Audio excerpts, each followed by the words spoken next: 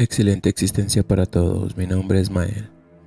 Bienvenido a un nuevo episodio titulado Agua Muerta, del autor Pablo de Santís.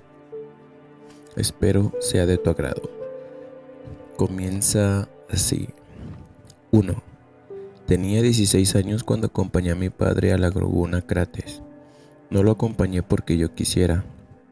Los viajes al campo me parecían un aburrimiento, ni tampoco a causa de la voluntad de mi padre. Era mi madre la que insistía. Te va a hacer bien un poco de aire y sol. Así no te quedas todo el verano encerrado, leyendo. Sospechaba entonces, y estoy seguro ahora, cuando han pasado tantos años, que mi madre quería que fuera de viaje por una razón muy distinta al aire y el sol.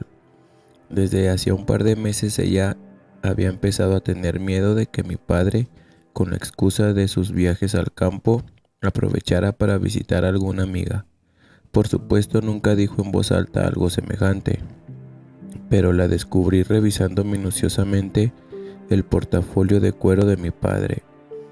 Si yo viajaba con él, todo propósito secreto quedaría automáticamente frustrado. El domingo antes de viajar, mi padre lavó el auto en la vereda de casa.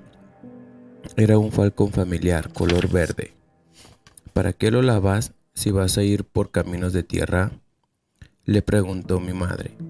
Por alguna razón misteriosa, le irritaba que mi padre lavara el coche. Es una cuestión de imagen. Para un viajante de comercio, el auto no es solo un instrumento de trabajo, es parte de uno mismo. Lo primero que mis clientes ven es un auto que llegue de lejos. La verdad era que tenía el auto siempre impecable, a pesar de los caminos de tierra. Del espejito colgaba una medalla de la Virgen. Antes de salir controló, como hacía siempre, los niveles de agua y aceite. El lunes me despertó a eso de las 8. Él ya tenía todo preparado. Su maletín, una campera de nylon, por si lo sorprendía la lluvia, el termo y el mate.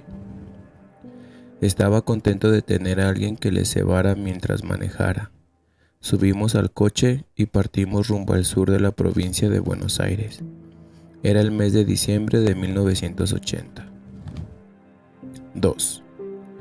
Mi padre iba escuchando la radio, pero a medida que avanzábamos era cada vez más difícil encontrar una estación que se recibiera con claridad. Eso me alegró. A mí el tango siempre me deprimía, igual que los programas de fútbol.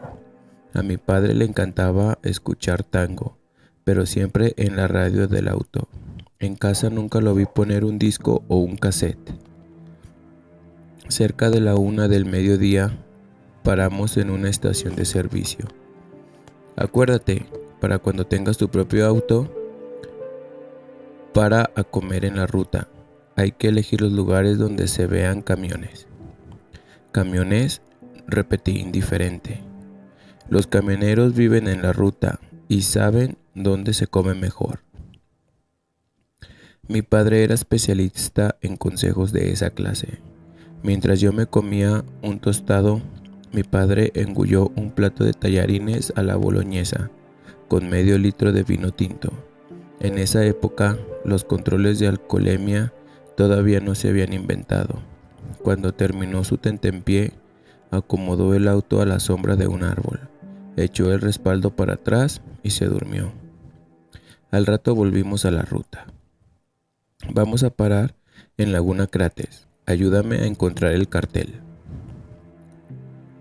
Miré atento los costados de la ruta, algún molino de viento, una estación de servicio abandonada, carteles de fertilizantes o tractores. De pronto lo vi, un cartel pequeño y torcido. Anunciaba la cercanía de Laguna Crates.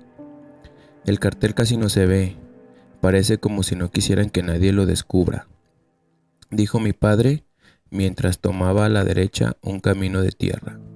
No llovía desde hacía días y el auto levantaba nubes de polvo. Tuvimos que cerrar las ventanillas.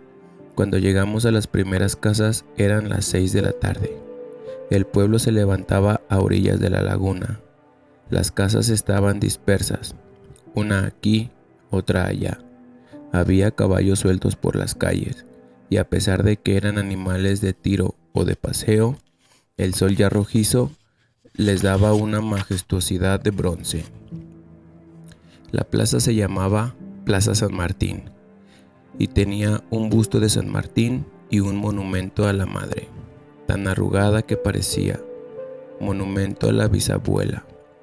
Pensé que Crates era un pueblo igual a tantos otros. Me equivocaba. No había visto que además de San Martín y de la madre había otra estatua. Detrás de un ombú, vería más tarde, se escondía un busto en bronce del doctor Crates. Mi padre estacionó el Falcon frente a la puerta del Hotel Laborde, a orillas de la laguna. Fue un placer bajar, estirar las piernas. La trompa del Falcon ahora estaba llena de polvo y de libélulas muertas. Iba a bajar los bolsos, pero mi padre me detuvo. Primero vamos a ver si hay alguien. No sea cosa que esté cerrado. El hotel era una construcción de 2 pisos y al lado había un chalet donde, según me enteraría después, vivían los dueños. El hotel contaba con un pequeño muelle, 4 botes despintados, 2 de madera y 2 de fibra de vidrio. Se balanceaban suavemente. Abrimos la puerta del hotel, atravesamos una de esas cortinas de cintas de plástico que tienen la misión de desalentar a las moscas, y entramos al hall. Sentí el aire fresco de las casas viejas, construidas en los tiempos en que las paredes se hacían de 30 centímetros y con ladrillos de verdad. En la pared había una cabeza de jabalí y un reloj cucú.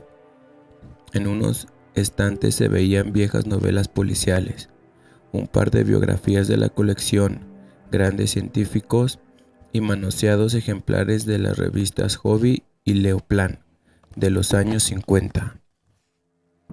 Mi padre tocó una campanita que había en el mostrador. Se oyó un «¡Ya va!» desde algún lugar lejano, y al rato apareció un hombre alto, de bigotes. Terminó de secarse las manos en un repasador y le tendió la mano a mi padre. «Ingeniero San Marco, ¿cuánto tiempo?», lo saludó con una sonrisa. «¿Cómo le va, Laborde? Este es mi hijo, Diego». Le tendí la mano. «¿Lo ayuda en su trabajo? ¿Me acompaña? Como está de vacaciones?» «¿A qué año pasa?» «A quinto. Se llevó materias, ni una, es muy buen estudiante. Mejor así». Laborde nos dio una llave y subimos los bolsos al primer piso.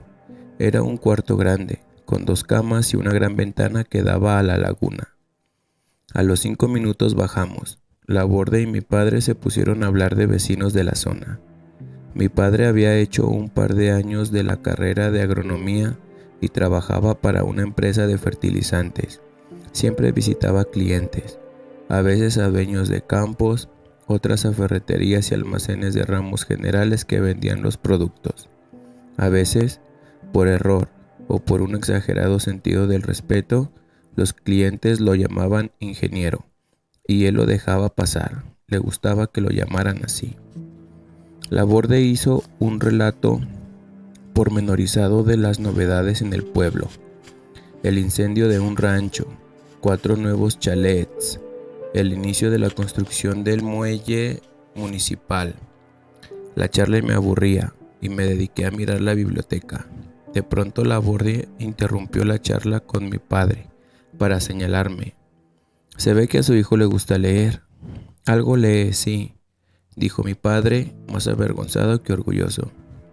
Hay que tener realmente mucho entusiasmo en la lectura para interesarse en esas viejas novelas olvidadas por los huéspedes. A mi hija también le gusta leer».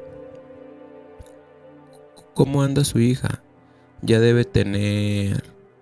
Mi padre no se animó a arriesgar su edad. «Ya tiene 18. ¿Y va a seguir estudiando?». Me pareció que Laborde bajaba la vista, un poco incómodo por la pregunta.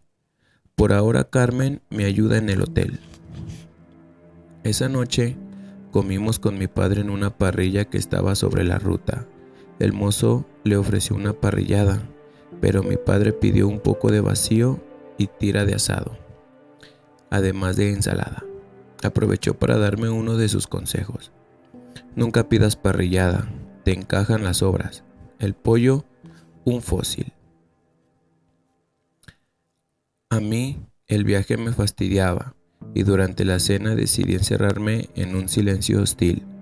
Mi padre, con patética persistencia, trataba de sacar temas de conversación que creía que me podían interesar: el estudio de lo que a nadie le gusta hablar, la película Tiburón que yo había visto hace un par de semanas, libros de los que mi padre sabía poco y nada.